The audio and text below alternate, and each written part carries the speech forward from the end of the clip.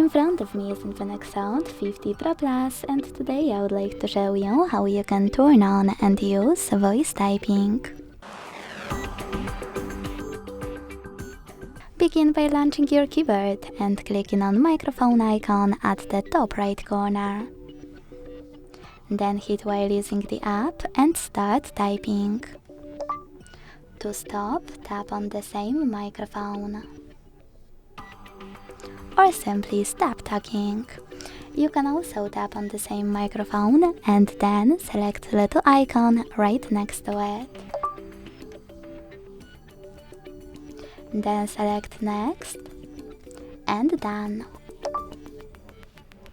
Now you can control voice typing thanks to this microphone. Use all of the available options by clicking on your language at the bottom left corner. Correct what you typed on the go thanks to this icon here to delete it, or by tapping on your text over here.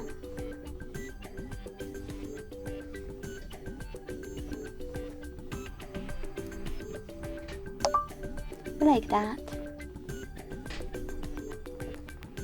If you want to go back to standard keyboard, click on this icon of a keyboard at the bottom left corner as well.